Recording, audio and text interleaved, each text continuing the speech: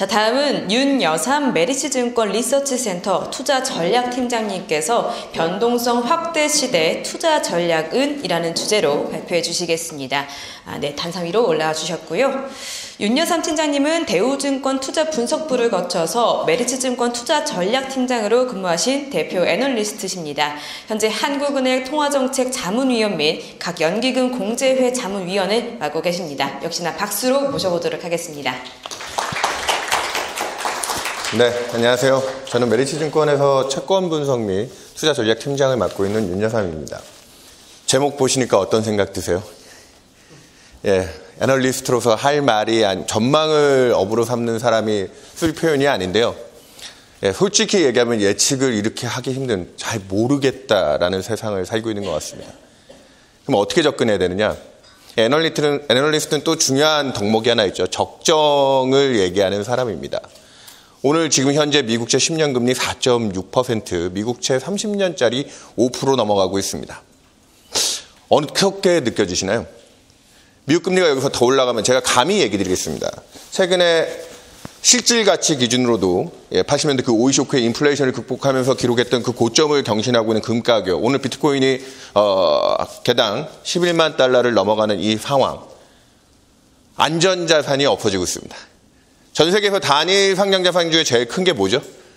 미국채입니다. 미국채가 28조 달러, 유통채권만 그 정도의 잔액을 갖고 있는데 그 안전자산의 지위가 4월 달에 우리 해방의 날 이후 경험하셨잖아요. 주가가 빠지는데 금리가 오릅니다. 가장 안전했다고 여겨졌던 미국채가 가격이 떨어지면서 도대체 돈을 어디에다 넣어둬야 되지?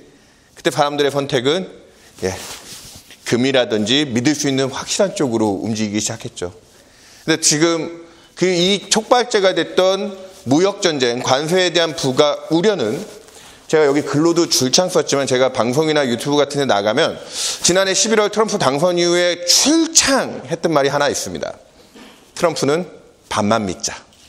그게 무슨 말이냐면 그 사람이 하는 말 자체는 믿어줘야죠. 현실하고 어프로치 그 방향성은 맞습니다. 하지만 그가 예전에 저서했던 협상의 기술이죠. The Art of the Deal이라고 하는 그 협상의 기술처럼 이번에도 실효관세율 4월 2일 제시했던 게 22%, 대공황 이후 최대치였죠. 3월 달까지만 해도 저희 같은 사람들이 그래도 보편적으로 아무리 부가 안 돼도 10% 내외 정도 해서 그 정도에 대한 충격하면 미국의 성장이나 물가에 미치는 충격파가 그래도 퍼센트당 1%씩 성장을 깎아먹지도 물가도 한 1% 이상 올리지는 않을 거야 했는데 실효관세율 20% 부각되자마자 주요 IB들은 일제히 이제 미국의 성장률 전망들을 1% 이하 0%대로 급격히 깎아내리고 물가에 대한 전망도 1% 이상 올해 또 물가가 이 재화 가격 때문에 또 솟구치게 되는 이런 우려들을 제시하기 시작했습니다.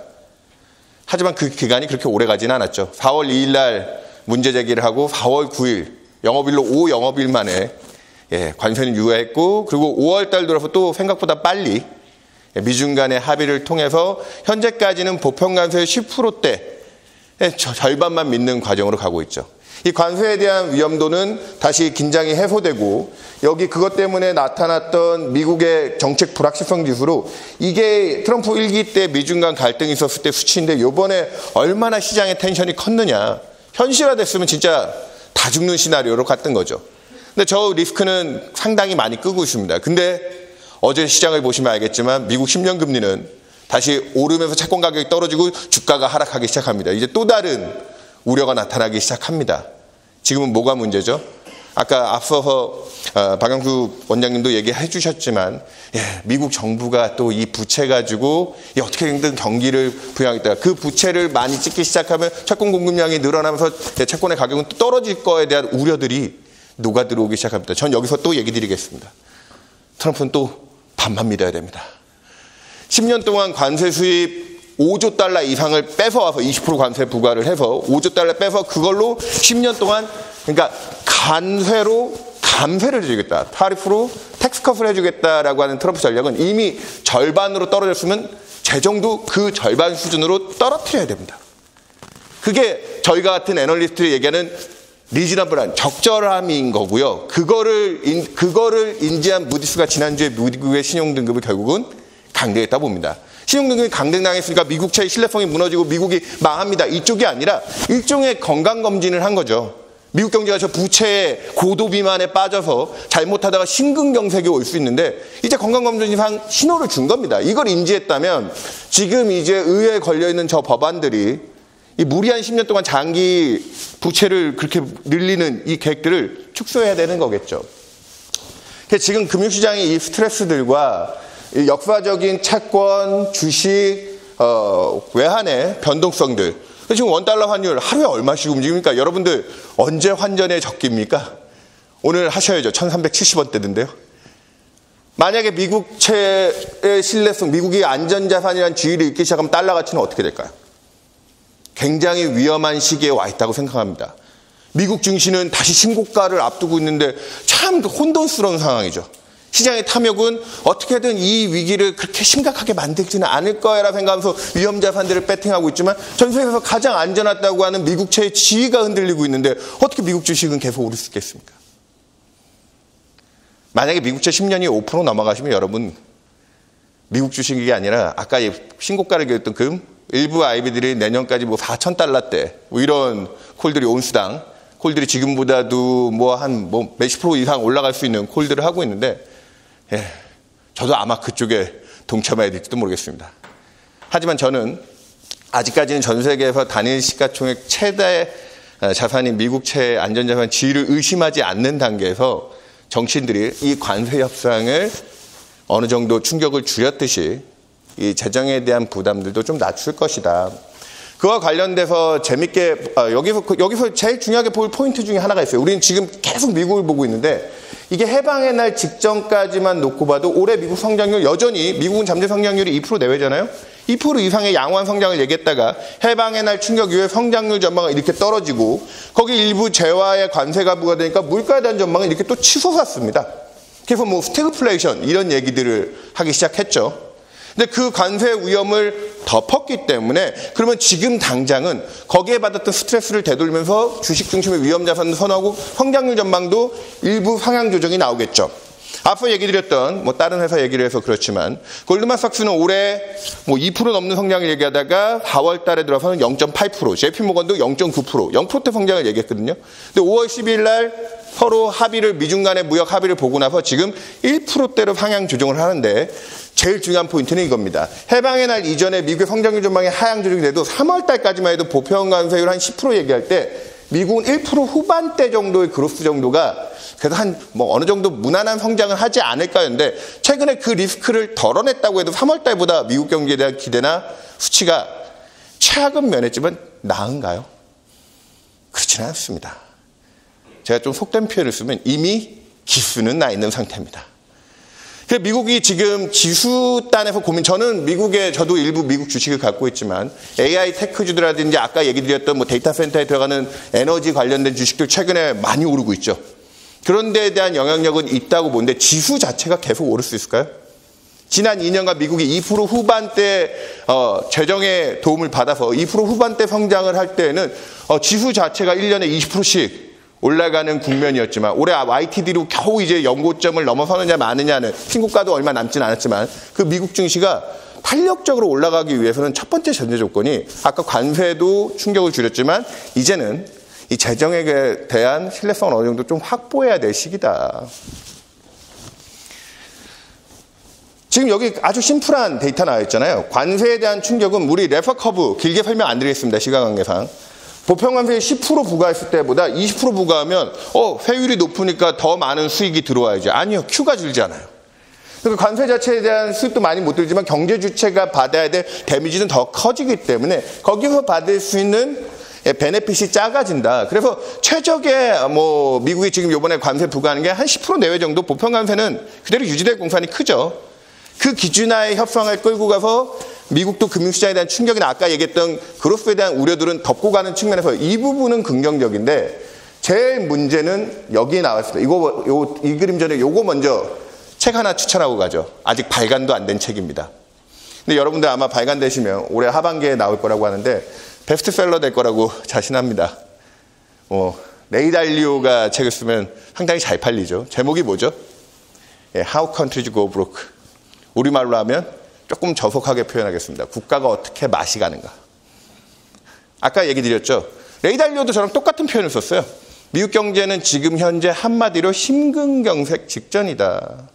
팬데믹 이후에 정부 부채가 GDP의 100%를 초과해 있는 상태고 지금 10년간 감세 정책을 통해서 그 부채의 규모를 여기 데이터는 백업하지 않았지만 제 하반기 전망 자료에 놓았는데 지금 상원에서 통과되어 있는 10년간 5조 8천억 달러의 감세는 그대로 부채 부담에 녹아 들어옵니다.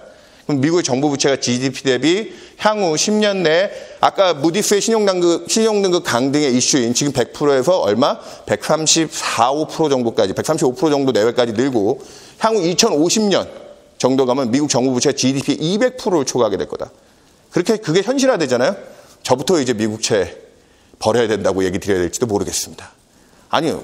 어떻게 그렇게 불경한 얘기를 할 수 있어요? 라고 얘기하실 수도 모르겠는데 옛날에 폴 케네디가 저서에 얘기했죠. 여기 1년에 미국이 쓰는 정부의 이자 부담액이 얼마인지 아십니까?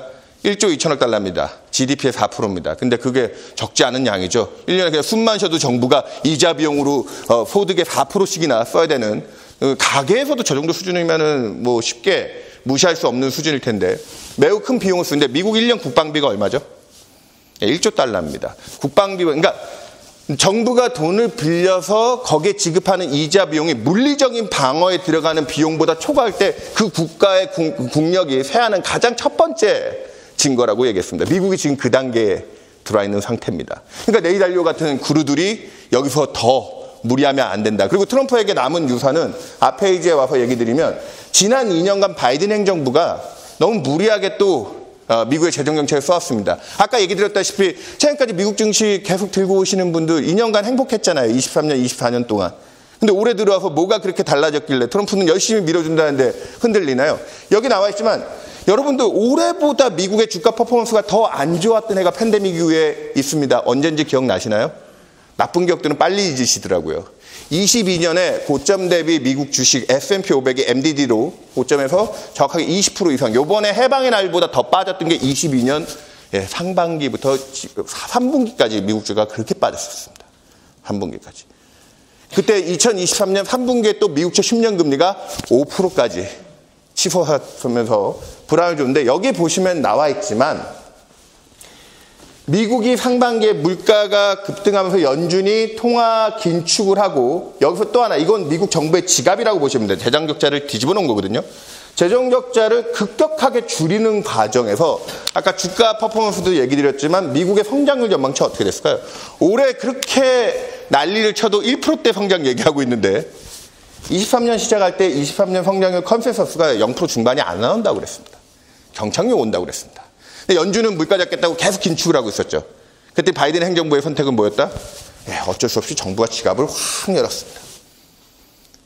그러면서 지난 2년간 재정적자율 GDP의 6에서 7%. 이거 금융위기 때 GDP의 한 9에 8에서 10% 사이 정도 적자를 썼던 것 같고요. 지금도 그러니까 바이든 행정부 2년간 미국 경제가 가계와 기업 중심으로 알아서 잘 돌아가겠거니 생각하고 계시지만 정부의 성장 기여도가 상당히 높았습니다. 트럼프한테 남은 유산이 별로 많지가 않았습니다. 근데도 트럼프는 지금 감세 얘기를 하고 있죠. 그것 때문에 미국의 금리가 오르고 있습니다. 전 앞으로 한두 달 동안은 이 뉴스가 제일 중요하다고 봅니다. 이번 5월 12일 때 미중 간의 관세 협상처럼 한두 달 내에 미국 의회에서 특히나 상원 중심으로 지금 예산안이 감세안이 굉장히 크게 나왔는데 그 부분에 대해서 우리가 어느 정도 다시 재조정을 하겠다. 아까 얘기 드렸다시피 지금 심장마비 직전인 미국 경제가 여기서 좀 괴롭긴 하지만 다이어트를 해야 될 시점에 와 있다는 겁니다. 지금 아니 이 어려운 상황에서 해결 방법은 생각보다 쉽습니다. 뭐가 생각보다 쉬워요? 재정을 무리하게 쓰지 않으면 그 반대급부로 트럼프가 계속 요구하는 게 하나 있죠. 뭐가 있죠? 연준 금리 낮추라고요.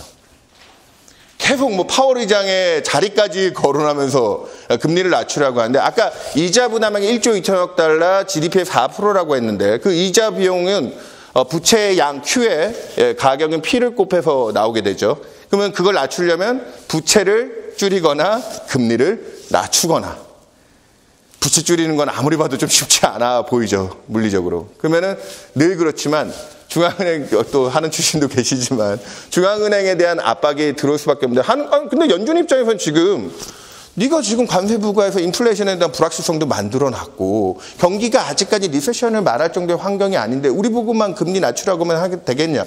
그러니까 내년 11월 지방선거, 미국의 중간선거 때문에 트럼프 대통령이 지금 관세 정책을 무리하게 끌고 가고 있다라고 하고 있지만 올해 하반기에 재정 쪽에서 어느 정도 스탑을 해서 그로스에 대한 희생을 좀 만들어내지 않으면 그렇게 하면은 연준이 그렇게 하면 성장률에 대한 지금 성장률에 대한 탄력 빠지면서 물가에 대한 우려도 자동적으로 연동돼서 좀 진정되겠죠. 그러면 연준은 금리 낮추지 말라고 해도 낮출 겁니다.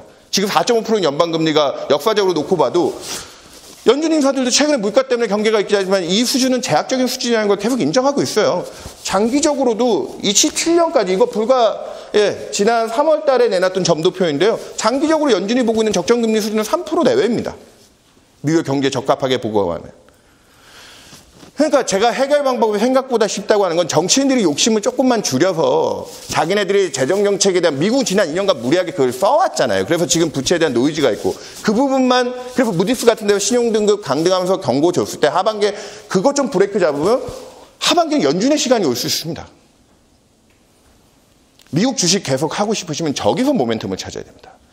미국 정부가 돈을 써주니까 여기서 또 기회가 나오겠죠. 그러면 이제 금리는 임계치입니다. 아까도 얘기드렸다시피 미국채 30년이 아니라 10년이 5%를 넘어간다. 이제 악의 순환고리에 빠질 겁니다. 부채가 이제 부채를 부르는 폰지죠, 이제 그 단계는. 그래서 저는 이번 팬데믹 국면 이후 미국의 10년 금리 고점이 5%였는데 거기를 임계치로 보고 있습니다. 이 앞으로 한두 달 동안 재정 관련된 협의가 미국 쪽에 미국채 안전자산 지위가 확보되지 않는데 미국 주식에 올인을 한다, 배팅을 하겠다, 쉽지 않은 선택일 수 있죠. 미국이 중요해서 얘기를 좀 길게 드렸고요. 연준의 통화정책 기대만 해도 올해 보시면 2월 달에 올해 연말, 여기까지가 딱 올해 연말이거든요. 2월 달에 미국 물가 좀 끈적거릴 때만 해도 뭐 이런 관세나 감세에 관련된 노이즈 없이도 한 번밖에 못할 것 같은데 3월 달에 약간 경기에 대한 노이즈 생겼을 때 그래도 한 세 차례까지 낮춰줄 수 있지 않을까? 4월 달 해방의 날 이후에는 아무리 봐도 빨리 금리 낮춰줘야 될 것 같아. 경기 충격이 많이 들어올 것 같은데 그러다 지금 5월 달 들어서는 또 잘해봐야 올해 두 번도 쉽지 않을 것 같은데 매달 바뀝니다. 한 나라의 정책이라는 게 지금 이렇게 움직이고 있죠. 다음 달에 또 미국의 실물 지표도 좀 슬로해지고 제가 얘기 드렸다시피 의회에서 재정에 대한 어느 정도 균형적인 얘기가 나오면 잠깐은 괴로울 수 있습니다. 잠깐이 어느 정도? 올 하반기 시장은 그로스 측면에서 뭐 지수라든지 이런 데 기대는 크게 가져갈 수 없을 수 있죠. 근데 그 덕분에 연준이 금리 인하를 시작한다 할 때부터 미국 10년 금리가 다시 4% 향해서 안정화되는 장기적인 균형 수준이 3% 향해 안정화될 때 거기서부터 다시 투자의 기회, 미국 시장에 대한 주식시장의 추세를 얘기할 수 있을 것 같습니다. 그러다 보니까 요즘에 또 나오는 띠 중에 하나는 요런 게 있죠. 보시면 올해 이제 연간으로 금리를 제로 베이스로 놓고 움직인 경향과 주가를 제로 베이스로 놓고 보면 미국 증시 지난 2년간 좋았고 지난 2년간 나빴던 독일 중심 유럽이라든지 중국 증시 같은 경우에 최근에 생각보다 논유에스 쪽이 계속 좋습니다. 미국에 대한 우려가 커서 그런 것도 있긴 하겠지만 미국에 잘 나가는 기업들 생각하면 독일 닥스 지수가 다시 연 고점 요때 해방의 날 이전 수준을 뚫고 지금 여기서 더 올라가는 모습, 미국 증시보다도 확실히 성과가 좋고 중국 테크주도 좋은데 여기에 되게 심플한 이론 하나만 얘기 드리려고 합니다. 뭐냐, 미국은 지난 2년간 여기 미국의 재정적자 수준을 그려놨는데 팬데믹 때도 워낙 자극적으로 썼지만 22년에 일시적으로 물가가 너무 급등하다 보니까 통화정책과 함께 재정이 한번 같이 긴축을 했다가 그 23년 이후 경제에 대한 우려 때문에 지난 2년간 또 무리하게 적자를 썼거든요. 근데 지금 IMF도 향후 이 25년 이후의 전망치는 IMF 수치인데요. 미국은 좀 어느 정도 이제 균형을 잡고 정부가 돈을 덜 써야 된다라고 하고 있는데 트럼프가 지금 무리하겠다 해서 금리에 자극을 주고 있죠. 그러다 보니까 미국 자산에 대한 추세라든지 안전성에 대해서는 좀 의심이 생기고 있는데 최근에 보시면 독일 지난 2년간 성장률이 마이너스였거든요. 그러다 보니까 국방비 중심으로 해서 요즘에 국방 이슈가 터지니까 독일은 재정을 쓰겠답니다. 여기에 또 중국 같은 나라 이번 양해를 통해서 부동산 문제에 있어도 결국은 부양책 재정을 정부가 돈을 쓰겠다고 했죠. 거기에 또 하나 지금 편승하고 있는 나라가 있죠. 어디죠? 우리나라입니다. 한국도 지금 이제 대선 전후로 해서 뭐 누가 승리를 하든 지금 이제 올해 성장률 아마 다음 주에 한국은행에서 또 수치 발표하실 텐데 2월 달에 그래도 1% 중반 예측한 거 대비 1분기 성장률 마이너스에 지금 2분기까지도 관세에 대한 불확실성 때문에 올해 우리나라 0%대 성장 불가피해 보이거든요.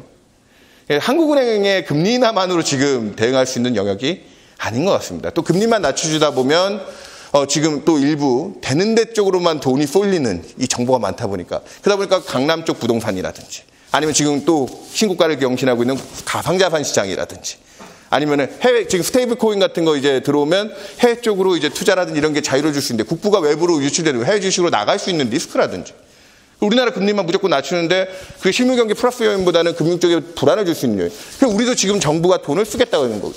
지난 2년간 미국 정부가 돈을 써서 미국 주시장을 끌고 가고 그로스를 끌어올렸다면 올해는 지금 그러지 못하는 임계치 바인데 반대급부에 있는 유럽이라든지 중국이라든지 특히나 우리 코스피도 지금 올해 0%대 성장인데 지금 코스피가 연초 2,400대에서 지금 2,600대 어설프게 올라오고 있습니다.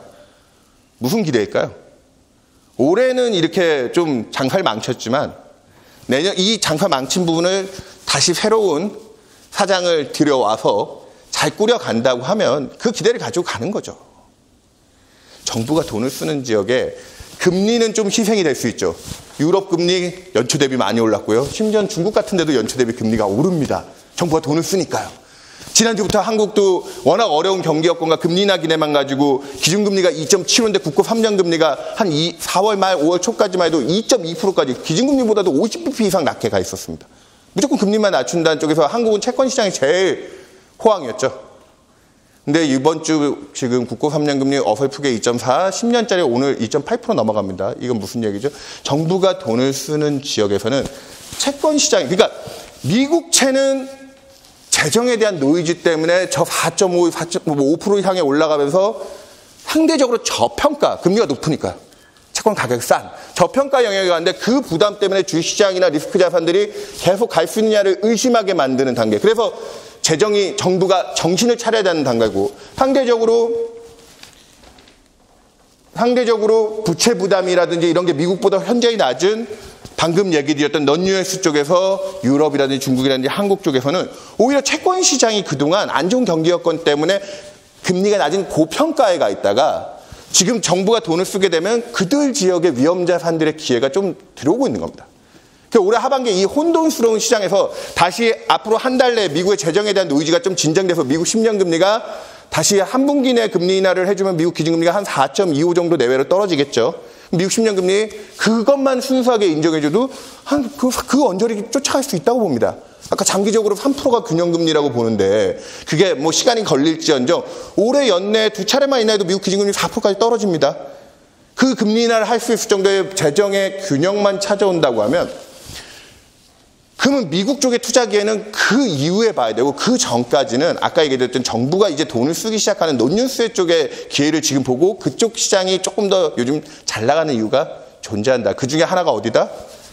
여기에도 나와 있지만 뭐 두 당의 뭐 간단한 경제 공약들 몇 개 정리해놨지만 우리도 하반기에는 정부가 돈을 써서 이런 데서 기회의 마중물들을 그러니까 이게 참 정부의 돈이라는 게 아까도 얘기했지만 재원이라든지 거기에 따른 또 부작용들 존재합니다. 구축효과도 있을 거고요. 그러니까 우리나라 금리도 최근에 오르기 시작하는 거죠. 그럼에도 불구하고 그렇게 마련한 마중물들은 내년에 이제 올해 0%대 우리나라 성장이 내년에도 아주 낙관적이지는 않더라고요. 그래도 올해보다는 나아지는 방향 쪽. 그 기대에 지금 한국 증시도 같이 오르고 있는 거고요. 그래서 투자 전략 어떻게 가져가야 되냐?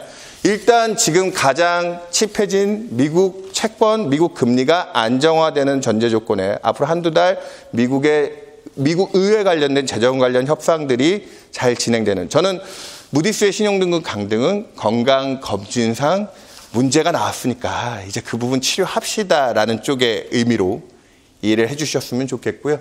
그 반대급부로 올해 그래서 미국 전체 투자를 하신다고 하면 잘 나가는 종목들 눈에 보이잖아요. 그것을 뛰어내릴 일은 없어 보입니다. 하지만 지수 자체로 생각하면 지난 2년간은 다르다.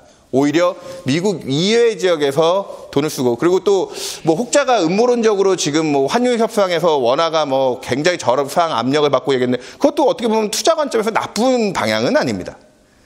외국인 투자자들이 이번 주부터 국내 증시에도 들어오기 시작하더라고요. 예, 그런 부분에서 논유에스 쪽이 올해 미국 금리가 안정해서 연준이 금리 인하를 하기 전까지의 이제 피난처. 처음에 금 가격을 보여드렸던 이유가 그겁니다. 처음에 금 가격을 보여드렸던 이유가. 혼란스럽습니다. 오늘 제가 막 얘기한 것도 이것저것 섞여 있고 정책에 대한 당장 관세 협상도 90일 유예지 끝난 게 아니지 않느냐. 90일 뒤엔 또 무슨 일이 벌어질지 모르겠지만 트럼프라는 사람은 반만 믿자고 얘기 드렸던 이유도 그런 데 대한 그가 사업가 기질로서의 어느 정도 균형을 찾아가는 과정이지 않겠느냐. 저희가 뭐 지수가 얼마고 금리가 얼마까지 떨어지고 얘기 드리지는 않겠습니다.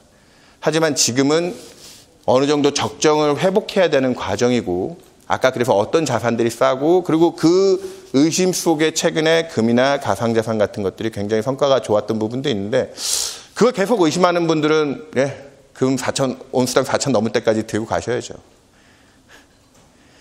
제가 오늘 드릴 얘기는 이 정도로 마치겠고요. 올해도 남은 기간 만만치 않을 것 같긴 합니다.